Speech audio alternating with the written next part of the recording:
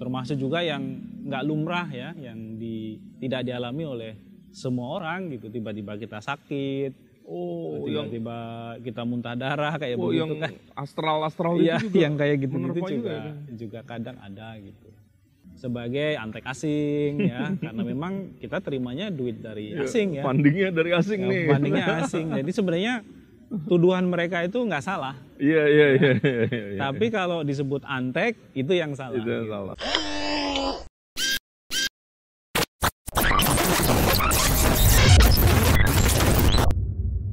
Halo teman-teman, jumpa lagi dan hari ini saya merasa terhormat sebenarnya kedatangan teman yang udah lumayan lama ketemu, tapi dulu waktu masih di TV sebelah, Bang Adnan Topan Husodo. Apa kabar Bang? Siap, Mas Imam, kabar baik, alhamdulillah.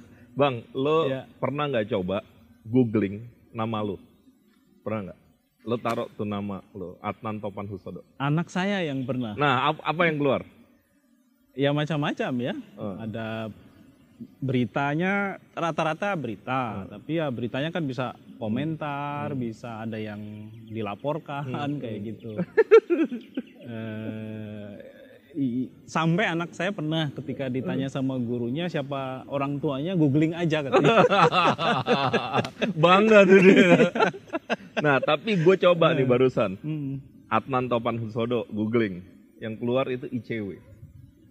Profilnya ICW dalam Wikipedia berbahasa Indonesia, berbahasa Inggris, ulasan soal ICW dan seterusnya. Artinya sebenarnya gue cuman, ini premis sederhana aja bahwa Kang Adnan lekat banget dengan ICW.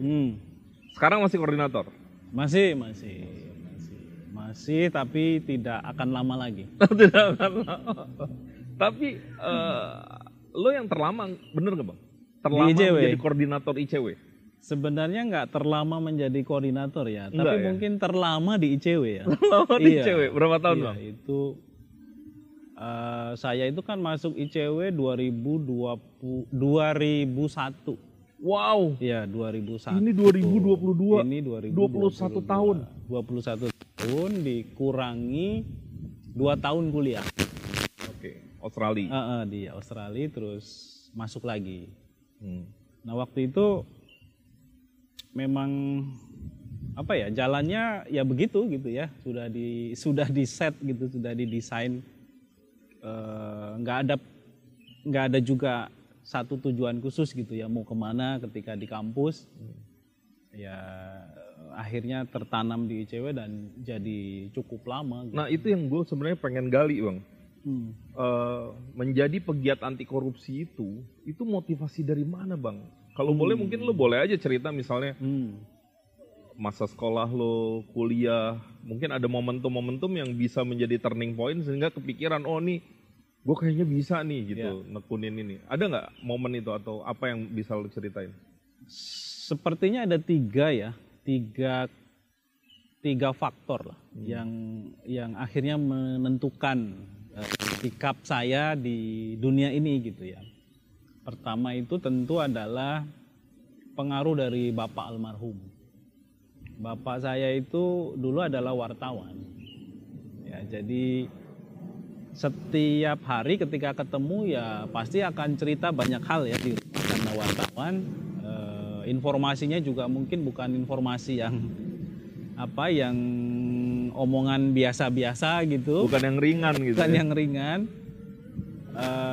Juga karena di kantornya dia juga membawa publikasi yang dia buat gitu sebagai jurnalis, ya kita baca setiap saat gitu ya publikasi-publikasi. Usia Kang Adnan kurang lebih di usia berapa tuh menyadari SMP itu? lah. SMP udah makan kita gitu. Udah konsumsi berita-berita macam-macam. Meskipun dulu wartawan tempat kerjanya itu kan di majalah Amanah. Oke. Majalah Amanah ini majalah Islam sebenarnya, tapi kuat di isu pluralisme. Oh iya. Ya, karena dia memotret semua isu-isu yang terkait dengan keislaman dari berbagai sudut pandang. Ini settingnya di Semarang. Udah di Jakarta. Udah di Jakarta. Udah di Jakarta. Dan dari situ saya kenal penulis besar di majalah ini yang namanya MH Ainun Najib. Oh, Cak Nun. Saya baca artikel-artikel opini dia di majalah itu karena memang dia penulis tetapnya di sana. Oke. Ya, jadi sama Cak Nun udah belajar pemikirannya sejak SMP juga gitu. Sampai Cak Nun udah jadi mbah sekarang kan. Dulu kan masih muda. Masih jadi penulis produktif ya. Tapi makin populer. Makin populer. Di digital juga populer. Punya YouTube sendiri ya, channel YouTube juga. Saya juga sering ikut pengajiannya juga. Oke. Nah itu Bapak, dan Bapak juga adalah orang yang sangat idealis ya. Jadi nggak pernah kenal kompromi gitu. Pokoknya kalau salah ya dibilang salah gitu. Kalau benar ya terus dia perjuangkan apapun ongkosnya gitu. Jadi ada pengaruh di situ. Nah yang kedua itu kakak saya. Oke. Kakak saya itu aktivis di kampusnya. Yeah. Ya, jadi juga suka bawa buku-buku yang tahun 90-an itu oleh Orde Baru dilarang. Ya. Jadi tidak boleh dibaca karena dilarang beredar, saya baca di rumah. Saya mendapatkan akses yang cukup eksklusif ya terhadap buku-buku kritis yang disediakan di rumah oleh bapak saya, oleh kakak saya gitu. Mereka wanti-wantinya sederhana, jangan bawa buku ini keluar. Kalau baca di rumah aja. Tapi Bapak waktu itu memahami ya dan nggak anti ya terhadap itu ya? Enggak. Karena memang dunianya kan juga dunia di situ ya. Nah yang ketiga ini ya perjalanan berikutnya di kampus ya. Kampus itu tempat saya belajar banyak hal. S1 di mana Kang? Saya di IKIP Jakarta. IKIP Jakarta. Tapi sebenarnya saya itu nggak selesai di IKIP. Oke. Jadi banyak yang mengira saya itu alumni IKIP, tapi sebenarnya saya tidak lulus di sana. Saya terlalu banyak aktivitas di luar kampusnya saat kuliah. Oke. Dan kebetulan waktu itu juga mengikuti apa yang dilakukan oleh Bapak sebagai wartawan kampus. Gitu. Oke. Jadi saya aktif di salah satu pers kampus namanya Didaktika di IKIP Jakarta. Nah pers ini adalah pers yang juga menjadi pusat pergerakan mahasiswa. Iya. Jadi saya mau nggak mau terlibat ya di dalam prosesnya, belajar mengenai filsafat, pemikiran kritis, termasuk berbagai buku ya dari banyak pemikiran yang kita bisa lahap gitu, kita bisa baca dengan mudahnya gitu. Kalaupun perlu mencari di perpustakaan, saya kira perpustakaan IKIP Jakarta juga kaya dengan sumber bacaan yang bagus-bagus gitu. Hanya saja ini tergantung mahasiswanya, mereka mau mencari atau enggak gitu ya. Nah di kampus saya belajar aktivisme, menjadi pers mahasiswa, jadi juga harus menulis berita, harus mewawancara banyak orang di berbagai tempat, mengangkat isu-isu aktual. Jadi ya udah terbiasa sebenarnya dengan masalah-masalah sosial, politik, ekonomi gitu. Jadi akhirnya aktif di ICW juga bukan sesuatu yang asing ya. Nanti aku pengen tuh masuk ke situ, tapi mau belok sedikit. Cuman flashback aja ya. Banyak teman-teman yang jadi aktivis itu banyak dari pers kampus ya Kang? Iya. Terutama di masa itu ya? Di masa itu. Karena memang pers kampus di masa itu adalah pers pergerakan. Iya. Jadi kita memposisikan diri bahwa kita itu memang adalah institusi pers kampus, tapi bukan berarti kita hanya menulis berita. Kita harus juga menjadi pusat pergerakan mahasiswa. Nah makanya waktu itu ada dua kelompok besar ya yang mendorong gerakan mahasiswa di era 98 itu. Pertama adalah gerbongnya pers kampus, yang kedua gerbongnya lembaga intrakampus. Dulu teman-teman eksternal belum sebesar. Belum terlalu kuat. Mereka sudah ada, mereka juga sudah eksis ya dalam banyak diskusi bawah tanah begitu ya. Tapi karena mereka lembaga ekstra kampus, mereka hanya mempengaruhi di dalam lewat organisasi yang mereka memang bentuk ya. Seperti misalnya HMI ya punya organisasi juga di kampus gitu. Punya pendukung juga, punya agenda-agenda juga. Kadang-kadang juga bersinergi dalam isu gerakan mahasiswa. Kadang-kadang juga berbeda, mengambil jarak. Itu menurut saya sih ya wajar ya, lumrah karena standpoint-nya juga kan kadang-kadang berbeda. Kenapa aku nanya ini Kang? Karena semata-mata nih yang nonton YouTube kebanyakan anak muda. Bahkan 70% kalau nggak salah penonton YouTube itu anak-anak muda. Jadi jangan-jangan mereka nggak terlalu dekat dengan sejarah 90-an ya. Jadi kan sebelum 97 nih mungkin kita bisa sharing ke teman-teman, ya suasana nggak terbuka sekarang ya. Buku-buku banyak yang dibatasi gitu ya, seperti ceritanya Mas Adnan tadi. Pergerakan kampus tuh masif. Tapi nggak boleh keluar kampus. Iya, nggak boleh keluar kampus, agak-agak underground gitu ya. Bolehnya ada di dalam aja. Kalau mau demo-demo harus di dalam kampus. Kalau keluar sudah harus berhadapan dengan tindakan represi entah polisi atau TNI ya. Waktu itu ABRI ya, karena belum dipisahkan menjadi TNI Polri. Ya mudah-mudahan ya sharing sejarah ini kan mengingatkan lah ya bahwa masa-masa itu pernah ada dan masa yang sekarang harus dipertahankan gitu. Betul. Ya. Dan sepertinya memang mahasiswa selalu menjadi sumber dari inspirasi untuk mendorong, menuntut perubahan ya. Terakhir kemarin kan mereka juga turun untuk menuntut supaya isu penundaan pemilu itu dihentikan, wacana 3 periode juga di stop gitu ya. Itu kan bagian dari reaksi mereka terhadap apa yang terjadi. Happy kan melihat teman-teman ya, mahasiswa saya kira masih... itu sesuatu yang harus terus di maintain ya oleh teman-teman mahasiswa, dan saya kira itu udah inherent lah. Di dalam diri mereka memang selalu muncul ya semangat idealisme untuk memastikan bahwa negara ini akan terus menuju ke arah yang lebih baik, dan peran-peran itu nggak bisa dihindari. Itu sudah seperti melekat dalam sejarah mahasiswa di Indonesia. Kang, tadi sekilas ya mungkin saya salah ya, tapi saya ngelihat Mas Adnan nih cerita masuk ke ICW seolah-olah tidak ada yang terlalu spesial, seolah-olah gitu yang saya tangkap. Tapi kan sebenarnya justru buat saya masih punya banyak pertanyaan ya.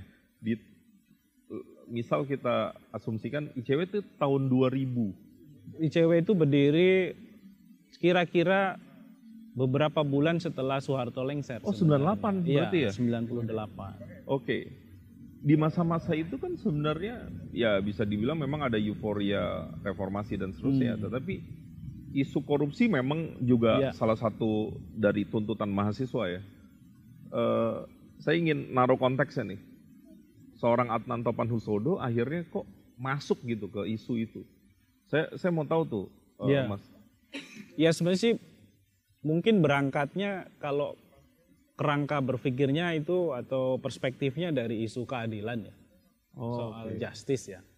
Justice ya found. Seperti kaos saya itu berangkat dari situ. Ketika korupsi menggurita ya kan distribusi atas keadilan itu nggak akan terjadi. Nah sebenarnya ide-idenya berangkat dari sana. Bahwa kemudian spesifik menggeluti dunia anti korupsi ya itu karena memang kebetulan ditarik oleh teman-teman yang duluan masuk ke sana. Oke. Sebenarnya nama atau citra LSM di kalangan gerakan mahasiswa tahun 98 itu juga tidak terlalu baik. Betul. Tidak terlalu baik. Jadi saya juga salah satu yang mendengarkan ya celetukan, ya catatan kritis dari teman-teman seangkatan saya atau bahkan lebih senior dari saya pada saat itu, yang menganggap LSM itu ya tidak berguna gitu, tidak berguna dengan banyak alasan. Ya, ya kan banyak stigmanya. Iya, ada stigma buruk di situ. Tapi ya kalau saya kan memilih untuk menyelami dulu. Apakah benar seperti yang dipersepsikan selama ini gitu ya. Dan ketika saya masuk bergaul dengan mereka, ya kok kita sebenarnya punya tujuan yang sama nih. Ya, kalau mahasiswa mendorong isu pemberantasan korupsi, ada alatnya yang namanya ICW, yang juga ikut mendorong supaya pemberantasan korupsi bisa dilakukan secara lebih serius. Nah, saya sendiri masuk ke ICW juga akibat dari pergaulan saya sebagai pers mahasiswa. Oke. Jadi karena pers mahasiswa itu berjaringan dari satu kampus ke kampus lain, termasuk dengan teman-teman UGM. Nah, yang unik itu kadang-kadang karena saya sering bergaul sama teman-teman UGM, saya dipersepsikan sebagai alumni UGM juga. Karena saya juga orang Jawa gitu. Jadi padahal bukan ya Mas? Bukan. Saya nggak pernah kuliah di UGM, tapi memang pergaulan saya banyak dengan teman-teman di sana juga. Oke. Jadi ya dari situ kemudian ada salah satu alumni pers mahasiswa di Balairung UGM yang sudah duluan masuk ke ICW. Gitu. Itu juga sebuah pertemuan yang nggak terencana. Jadi kala itu saya lagi nongkrong di kampus, sudah nggak punya mata kuliah lagi gitu ya, tinggal skripsi, tapi skripsinya juga akhirnya nggak selesai gitu karena sudah 7 tahun waktu itu, udah nggak dapat perpanjangan lagi untuk menyelesaikan skripsi. Ya udah saya memilih untuk tidak melanjutkan gitu. Akhirnya S1 selesai di mana Mas? Saya di Universitas Muhammadiyah Dr. Hamka. Oh akhirnya. Nah gara-gara itu juga mungkin saya dipersepsikan sebagai orang Muhammadiyah. Iya sih, Jogja UGM gitu kan ada. Padahal itu hanya pilihan yang tersedia waktu itu. Supaya saya juga cuma meneruskan skripsi karena mata kuliahnya persis sama antara yang saya ambil di IKIP dengan yang di Muhammadiyah, sehingga tinggal ikutkan gitu. Jadi saya cuma menyelesaikan skripsi saja, nggak memulai kuliah lagi dari nol gitu. Dan jurusan yang saya ambil juga sama supaya saya nggak menghabiskan waktu lagi untuk kuliah lagi. Mas dulu pernah nggak membayangkan ICW jadi sebesar ini atau dikenal seluas ini gitu ya? Pernah membayangkan itu nggak? Enggak sih ya, kita nggak pernah membayangkan gitu. Tidak ada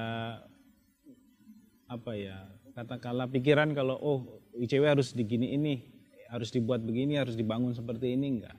Itu semua by proses juga.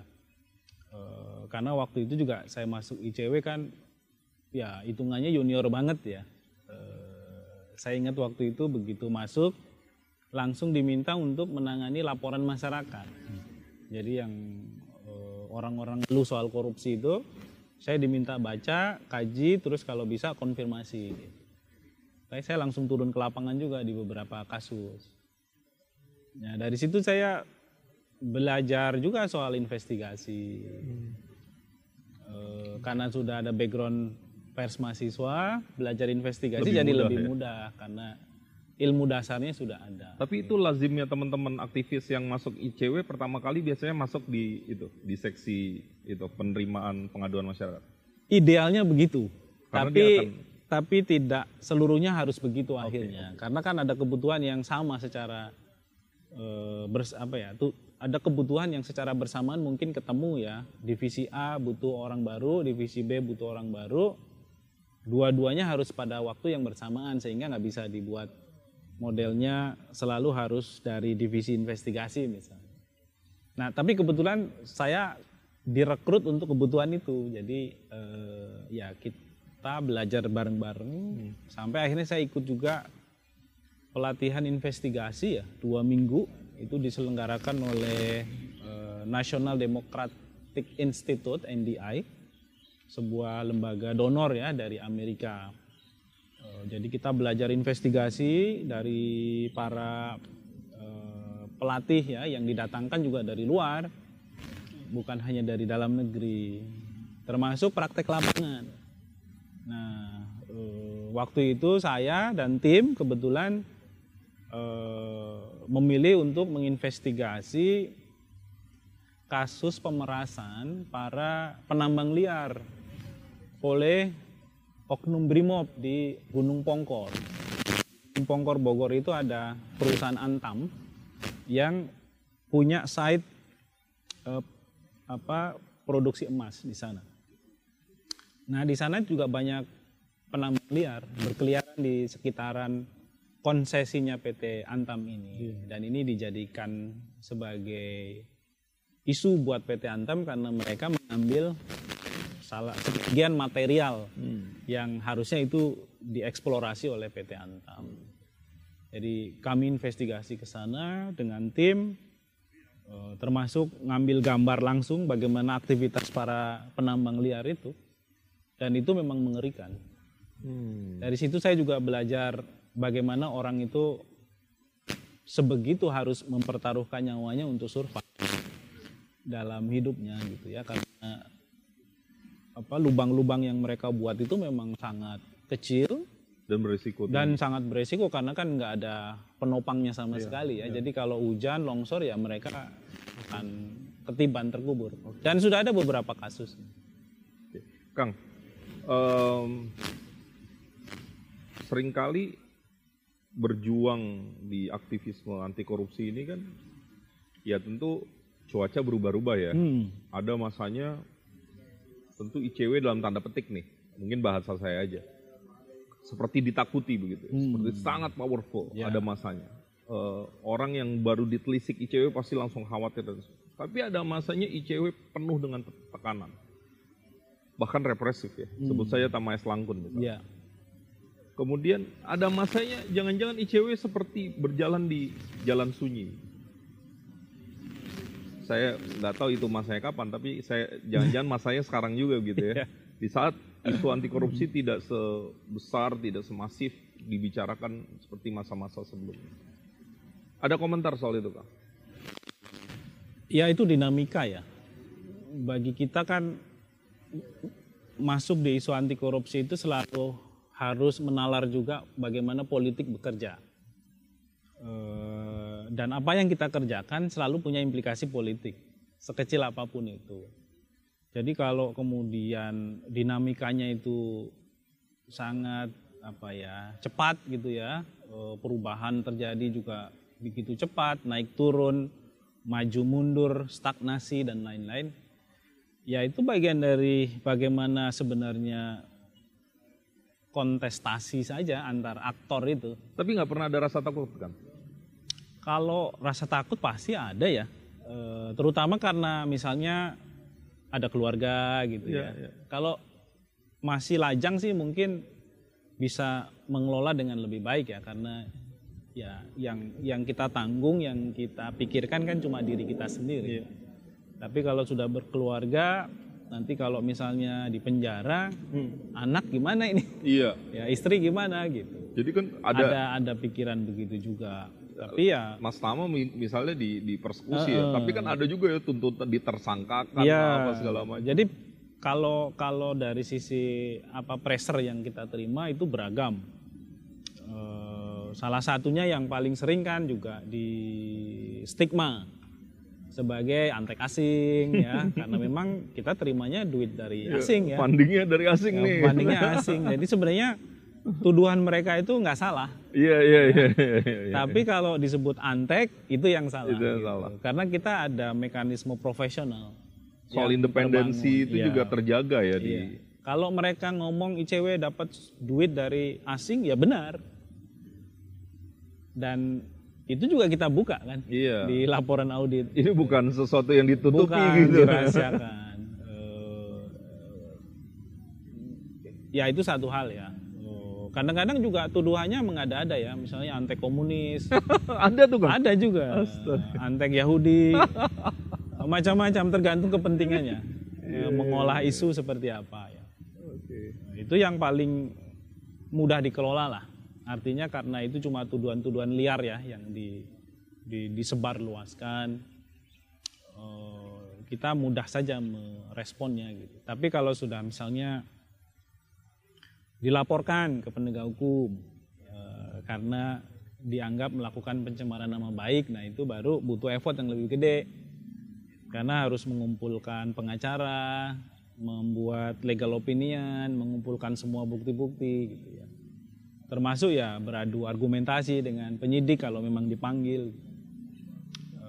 Ada juga yang seperti Tama, kekerasan, termasuk juga yang nggak lumrah ya, yang tidak dialami oleh semua orang gitu. Tiba-tiba kita sakit, tiba-tiba kita muntah darah kayak begitu yang kan. Astral Iya, itu juga yang kayak gitu juga ya, kadang ada gitu.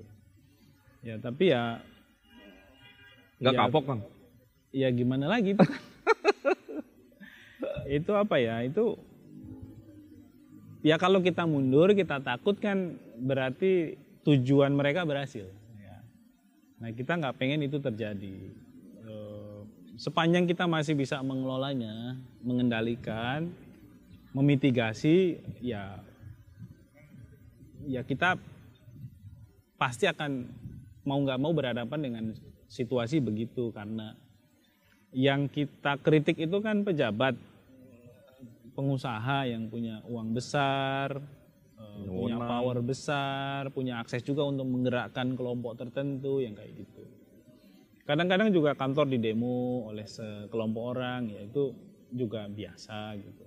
Jadi sepanjang nggak ngerusak misalnya ya kita diamkan.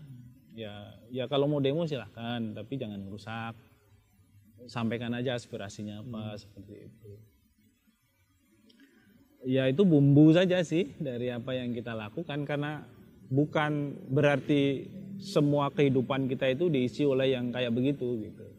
Ada juga banyak hal yang menyenangkan sebenarnya. Oh iya? Iya. Apa tuh Kang?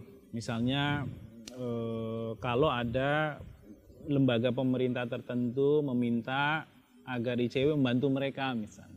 Oke. Di luar dari mereka itu mungkin melihat kita sebagai anak nakal misalnya, tapi juga ada beberapa yang lebih memilih untuk kerjasama dengan ICW. Ada ya Kang? Ada. Dan ya itu adalah penawarnya gitu ya. Oh ternyata ada juga yang mau berubah gitu. Dari sisi pemerintah mereka juga melihat kita ada gunanya gitu. Nggak hanya sekedar orang atau sekelompok orang yang cari musuh terus gitu. Atau misalnya kita diundang dalam seminar internasional ya di banyak negara, itu kan jalan-jalan gratis Mas Imam. Kita nggak harus korupsi untuk mendapatkan fasilitas begitu kan. Kang, aku mau tahu dari sisi ini nih Kang.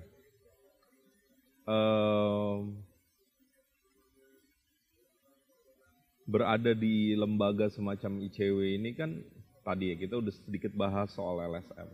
Kalau di luar negeri, sepemahaman saya, menjadi LSM bahkan di beberapa negara itu posisi yang terhormat. Dia representasi publik, ya didengarkan oleh pemerintah ya, legislatif maupun eksekutif gitu, dan seterusnya gitu. Dan dalam tanda petik bisa buat hidup, sejahtera hidupnya gitu ya, status sosialnya baik gitu. Kan itu berbanding terbalik hampir seluruhnya di Indonesia kan. Ya mohon maaf lahir batin nih Kang, tapi setidaknya itu yang saya rasa. Gimana? Enggak juga berbanding terbalik sih ya. Ada juga hal-hal yang sama lah ya. Misalnya saya bisa kuliah lagi ya. Ke Australia misalnya. Jurusan apa ya? Saya ngambil development studies waktu itu untuk S2-nya. Itu kan saya dapat beasiswa. Dan beasiswa itu adalah beasiswa yang sifatnya full, mengcover semua kebutuhan saya selama di sana. Jadi saya juga bisa bawa keluarga kan. Mereka juga bisa punya pengalaman mental gitu ya, berada di tempat lain yang asing, yang berbeda sama sekali. Bukan hanya bahasanya berbeda, orangnya juga berbeda, kulturnya berbeda. Kalau ya itu bisa kita dapatkan ya karena kita juga direkognisi sebagai aktivis di salah satu tempat ya. Misalnya kalau dalam kasus ini di ICW gitu. Terus soal bisa hidup ya bisa sebenarnya, bisa. Cukup ya Kang?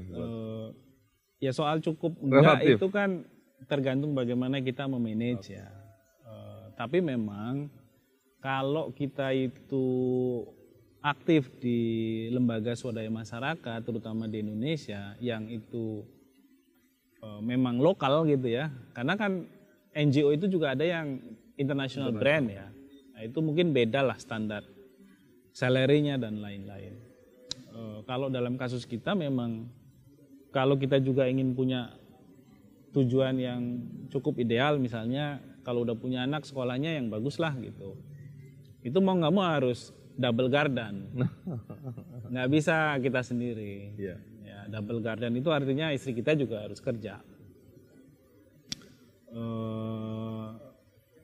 Nah yang lain tadi ya, seperti yang tadi saya sampaikan, kan kita ini juga didengar oleh pemerintah sebenarnya. Iya. Kita dilibatkan dalam dalam banyak proses pengambilan keputusan publik. Suara kita juga selalu dibutuhkan ya terhadap banyak hal lah, termasuk kemarin ketika kasus OTT KPK di Kabupaten Bogor kan mau nggak mau juga media tanya ke kita gitu ya, bagaimana analisisnya. Itu privilege gitu ya, karena nggak semuanya kan bisa dapat tempat di situ. Kemudian juga kita diundang oleh ya para pejabat publik dalam banyak forum, ketemu dengan mereka, menteri ya. Itu ada privilege tersendiri, ada kepuasan tersendiri kan ya? Bukan kepuasan ya, tapi ya artinya kita memang dianggap gitu. Kita dianggap. Bukan berarti juga bangga ketemu menteri enggak gitu. Karena itu bagian dari tugas kita. Tapi bahwa akhirnya punya akses sampai ke sana ya itu karena kita bekerja di lingkungan ini. Mas, sekarang sedikit mau bicara soal suasana perang kita melawan anti korupsi yang lagi pasang surut, dan sebagian orang menganggap ya ini kita lagi surut gitu ya. Kita nggak terlalu dengar ya isu-isu korupsi ini semasif yang lalu misalnya dan seterusnya. Kemudian kondisi KPK, kondisi aparat hukum yang lain misalnya kayak gitu. Kalau boleh sedikit opini Mas Adnan dengan kondisi kekinian? Iya, memang kita sedang nggak baik-baik saja ya.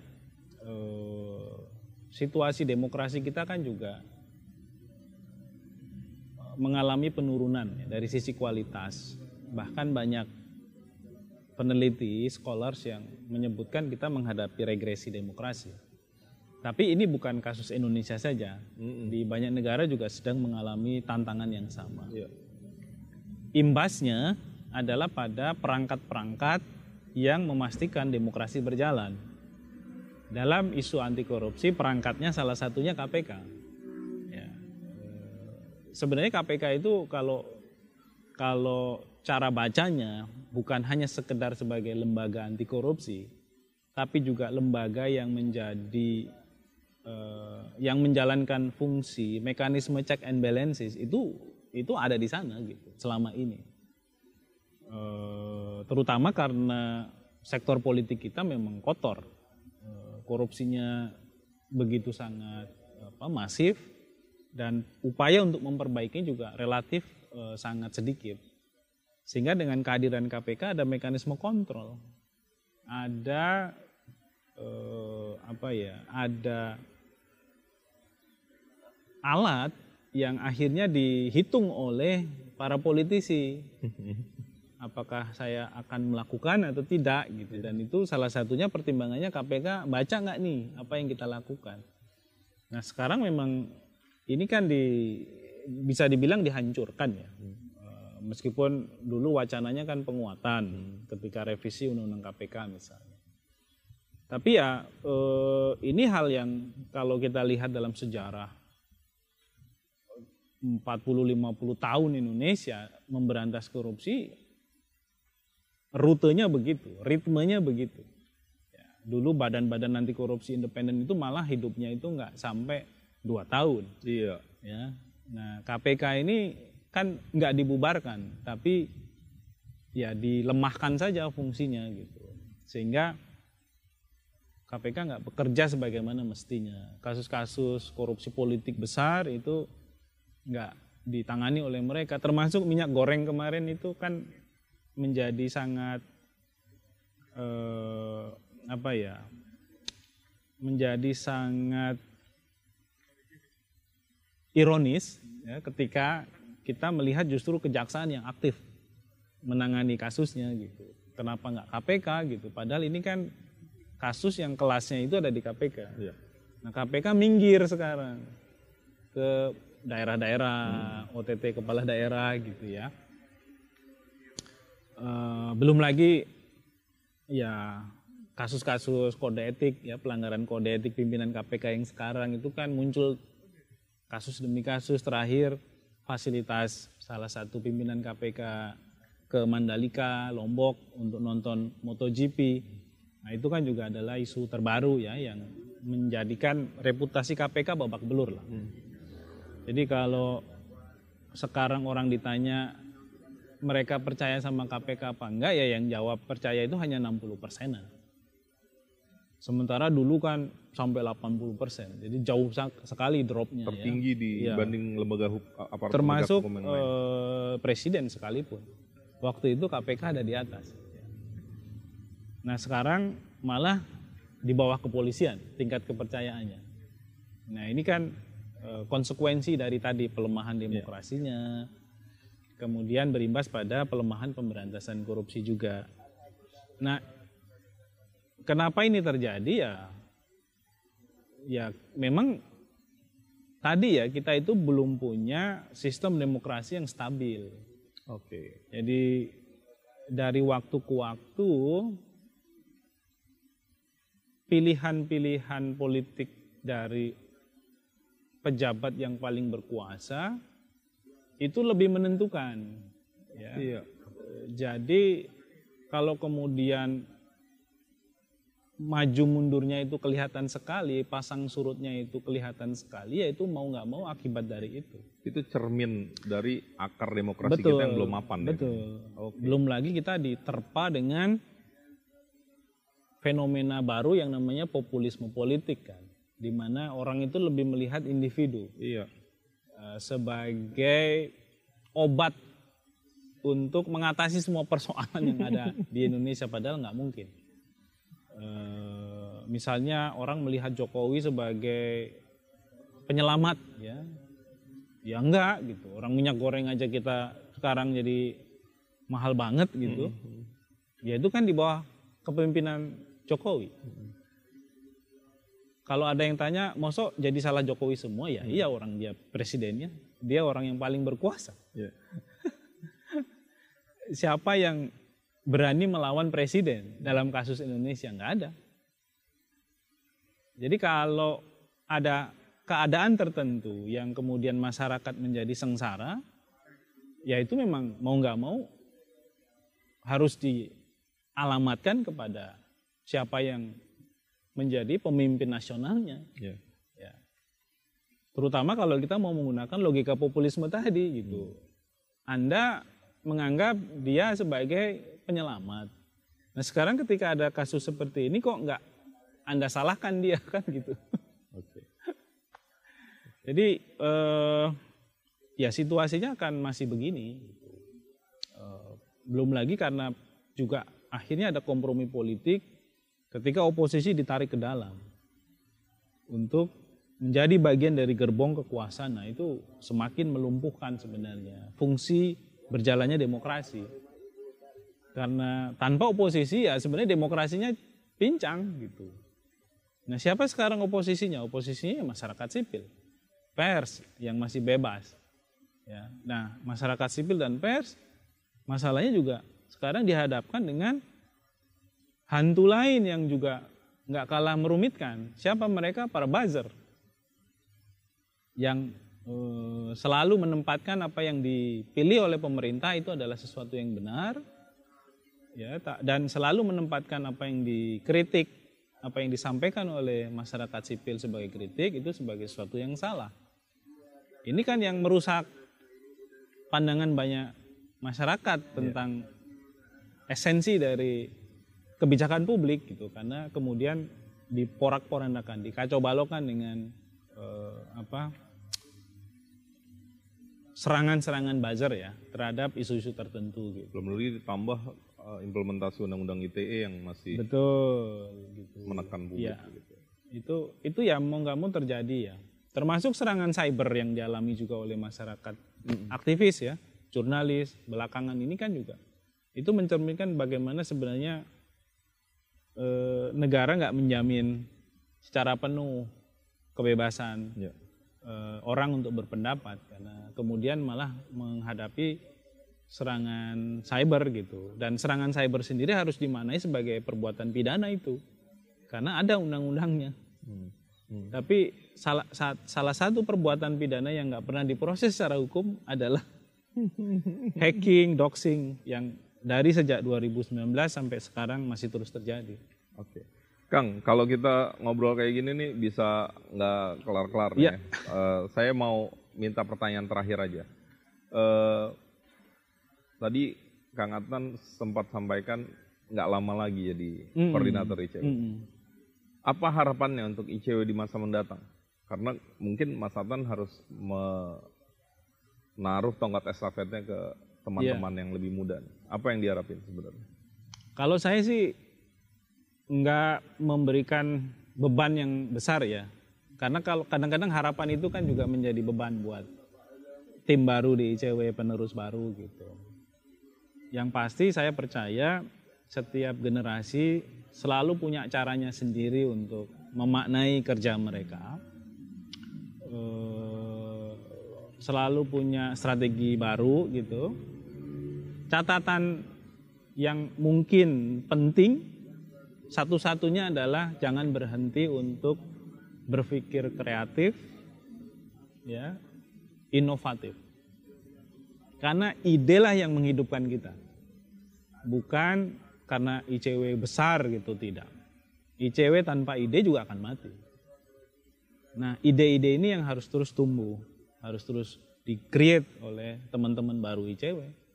Yang saya yakin mereka juga punya banyak ide baru ke depan untuk diimplementasikan. Karena setiap masa ada tantangannya masing-masing juga ya. Betul, iya. Saya juga nggak mau menggurui kan ke depan akan seperti apa ICW dan lain-lain. Bahkan dalam banyak rapat-rapat misalnya, hari ini ketika itu memutuskan tahun depan, saya pun memilih untuk tidak mengambil keputusan.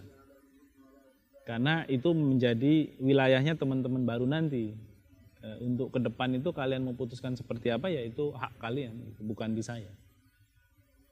Jadi meskipun di ICW nggak ada aturan soal lemdak period gitu ya, tapi ya saya membatasi diri untuk tidak sampai terlalu mendominasi keputusan-keputusan yang itu akan membawa konsekuensi di teman-teman baru ke depan. Tapi paling tidak yang bisa kita lakukan mendoakan ya, biar teman-teman panjang umur perjuangannya, ya, lembaganya gitu ya. Kalau saya akan terus mendukung kerja-kerja ICW ya, tapi mungkin dari porsi yang dan posisi yang berbeda. Saya sudah punya rencana gitu, dan rencana ini juga untuk menopang semakin kuatnya ICW. Jadi bukan berarti ketika saya berhenti dari ICW kemudian saya berhenti menjadi aktivis anti korupsi, enggak. Itu kan perlu melekat dan dibawa kemana-mana, karena itu kan soal nilai. Nggak ada pensiunnya. Nggak ada pensiunnya gitu. Jadi ICW itu kan cuma cangkangnya ya, cuma bajunya. Tapi begitu kita ganti baju bukan berarti kita menjadi orang yang berbeda gitu. Ya kita tetap adalah para aktivis yang pernah ditempa lama di ICW dan sekarang punya tanggung jawab yang sama untuk terus menyuarakan hal yang sama dimanapun kita berada. Values-nya yang harus terus dijaga. Betul. Kang Adnan, terima kasih sudah bercerita cukup panjang banyak hal. Mudah-mudahan ini bermanfaat tentu, dan sebenarnya kita ini nitip ke YouTube ya. Ini kan cerita ini akan menjadi bagian dari sejarah ya. Jadi teman-teman yang mungkin lebih muda dari kita mau tahu sekilas tentang ICW, perjalanan anti korupsi dan segalanya, bisa klik di sini. Jadi jangan lupa subscribe, jangan lupa like, komen. Kalau ada permintaan topik yang lain atau orang-orang lain yang bisa kita dudukkan di sini juga monggo ya teman-teman, silahkan. yang menyaksikan, dan sekali lagi mudah-mudahan perjuangan untuk menegakkan nilai-nilai aktivisme anti korupsi ini panjang umur, sehingga ini akan menjaga Indonesia tetap ada di masa-masa mendatang. Karena kalau tidak, saya rasa akan berakibat fatal ya. Kan tidak terbayang ya kalau negara nggak bisa memiliki integritasnya. Makasih Kang Adnan. Sama-sama. Sampai jumpa lagi. Mas Imam. Mudah-mudahan sehat-sehat selalu dan Siap, sukses. amin. Teman-teman sampai jumpa. Please leave a message.